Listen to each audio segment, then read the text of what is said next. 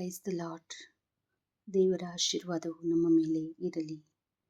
ಕೆಟ್ಟವರು ಚೆನ್ನಾಗಿದ್ದಾರೆ, ಒಳ್ಳೆಯವರಿಗೆ ಮಾತ್ರ ಯಾಕೆ ಕಷ್ಟ? ಇದು ಈ ದಿನದ ನನ್ನ ಯೋಚನೆ. ಸ್ನೇಹಿತರೆ, ಕೆಲವೊಮ್ಮೆ ನಮ್ಮ ಮನಸ್ಸಿನಲ್ಲಿ ಒಂದು ಪ್ರಶ್ನೆ ಮೂಡುತ್ತದೆ. ಮೋಸ ಮಾಡುವವರು, ಸುಳ್ಳು ಹೇಳುವವರು, ವಂಚನೆ ಮಾಡುವವರು, ಭ್ರಷ್ಟಾಚಾರ ಮಾಡುವವರು, ದೇವರ ಹೆಸರನ್ನೇ ಹೇಳಿಕೊಂಡು ದೇವರ ಹೆಸರನ್ನು ದುರುಪಯೋಗಪಡಿಸಿಕೊಳ್ಳುವವರು, ದ್ರೋಹ ಮಾಡುವವರು, ಅನ್ಯಾಯ ಮತ್ತು ಅನಾಚಾರ ಮಾಡುವವರು ತುಂಬ ಚೆನ್ನಾಗಿ ಬದುಕುತ್ತಿರುವಂತೆ ಕಾಣುತ್ತದೆ. ಆದರೆ ಸತ್ಯವಾಗಿ, ಪ್ರಾಮಾಣಿಕವಾಗಿ, ನ್ಯಾಯವಾಗಿ ಬದುಕಲು ಪ್ರಯತ್ನಿಸುವವರಿಗೆ ಮಾತ್ರ ಏಕೆ ಇಷ್ಟು ಕಷ್ಟ? ಏಕೆ ನಷ್ಟ? ಏಕೆ ನೋವು? ಏಕೆ ಸಮಸ್ಯೆಗಳು?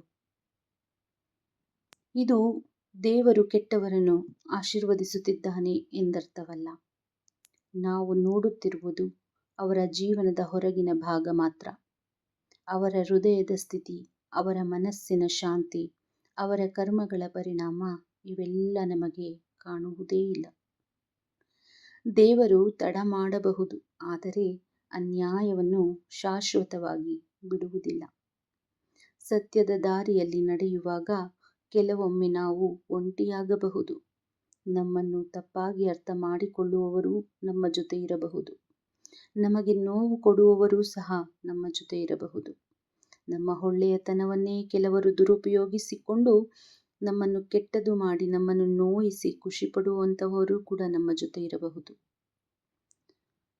ಆದರೂ ನಮ್ಮ ಸತ್ಯವನ್ನು ನಾವು ಬಿಡಬಾರದು.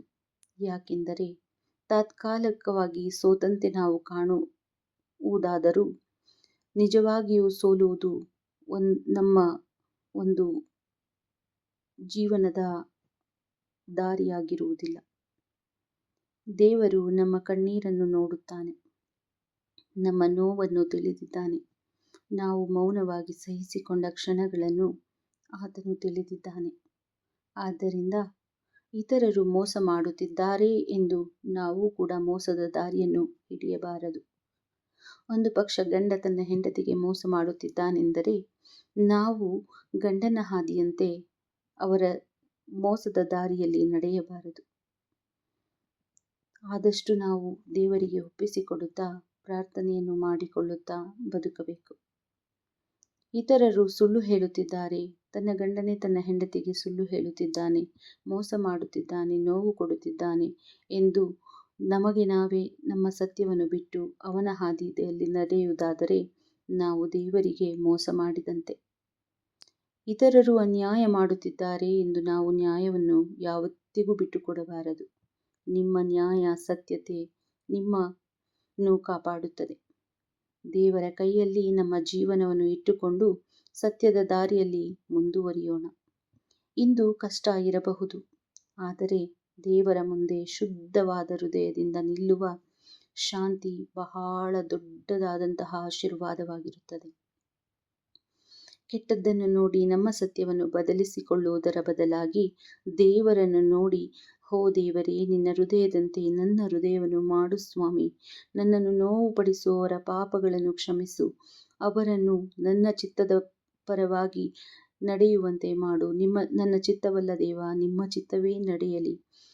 ಪಾಪದ ಹಾದಿಯನ್ನು, ಪಾಪ ಮಾಡುವವರು, ಅನ್ಯಾಯ ಮಾಡುವವರು, ದ್ರೋಹ ಮಾಡುವವರು ಆ ಹಾದಿಯನ್ನು ಬಿಟ್ಟು ನಿಮ್ಮ ದಾರಿಯ ಕಡೆಗೆ ಬರಲಿ. ಅದು ನಮ್ಮ ಸ್ವಂತದವರೇ ಆಗಿರಬಹುದು, ನಮ್ಮ ಗಂಡನೇ ಆಗಿರಬಹುದು, ಮಕ್ಕಳೇ ಆಗಿರಬಹುದು, ನಮ್ಮ ಹೆತ್ತ ತಂದೆ ತಾಯಿ ಯಾರೇ ಇರಬಹುದು.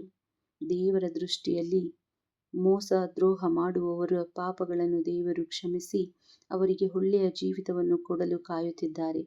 ದೇವರನ್ನು ನೋಯಿಸದೆ ದೇವರಲ್ಲಿ ಸತ್ಯವಾಗಿ ಬಾಳುವಂತೆ ನಿಮಗೆ ನೋವು ಕೊಡುತ್ತಿರುವವರಿಗಾಗಿ ಪ್ರಾರ್ಥಿಸಿರಿ.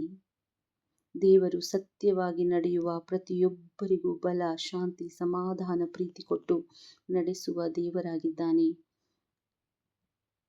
ದೇವರ ಪರಿಶುದ್ಧ ನಾಮದಲ್ಲಿ ಪ್ರಾರ್ಥಿಸಿರಿ. ಆಮೇನ್.